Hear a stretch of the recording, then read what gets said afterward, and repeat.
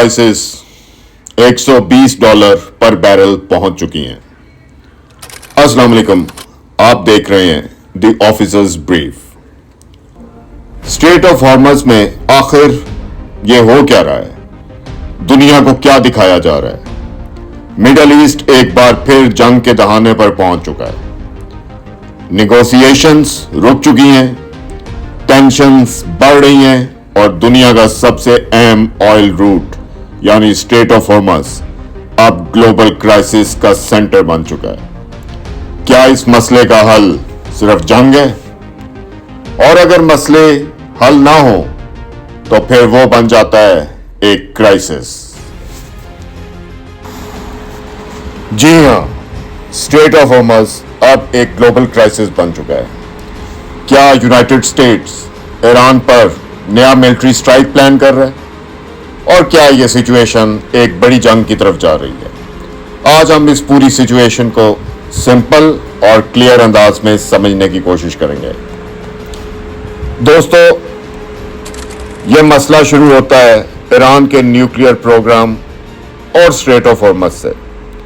Straight of हॉर्मज दुनिया का वो चौक पॉइंट है जहां से तकरीबन 20 से 25% ग्लोबल ऑयल सप्लाई गुजरती है और अगर यहां डिस्टर्बेंस होती है तो सीधा इंपैक्ट दुनिया की इकोनॉमी पर होता है। अब निगोशिएशंस डेडलॉक में है। ईरान अपनी कंडीशंस पर टिका हुआ है जबकि यूनाइटेड स्टेट्स ने स्ट्रेट ऑफ हॉर्मज को ब्लॉक किया हुआ है।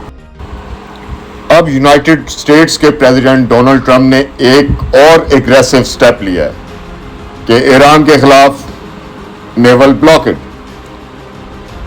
रिपोर्ट्स के मुताबिक सैकड़ों ऑयल टैंकर्स रोक दिए गए हैं। Millions of barrels oil global market तक नहीं पहुंच पा रहा। Estimated loss billions of dollar में है।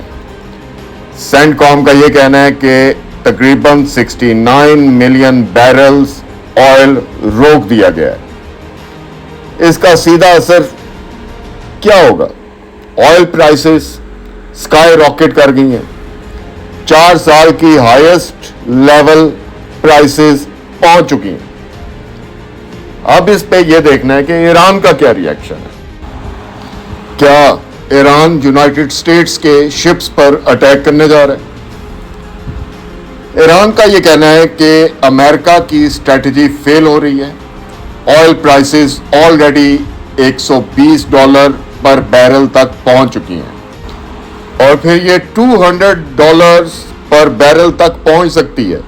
तो जरा सोचिए कि अगर ऑयल प्राइसेस इतनी बढ़ जाएंगी तो फिर इस दुनिया में क्या होने के लिए जा रहा है?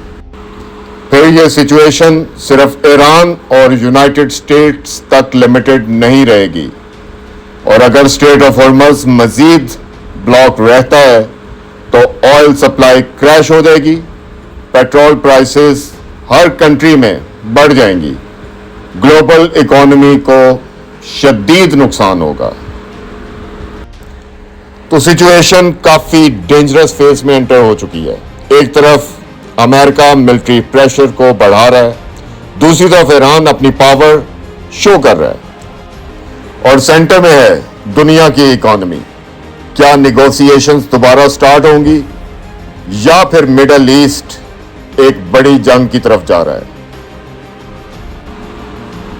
अगर आपको वीडियो पसंद आई हो तो लाइक, शेयर और सब्सक्राइब जरूर करें और अपने कमेंट्स में बताइए आप क्या समझते हैं, क्या वॉर होगी या पीस?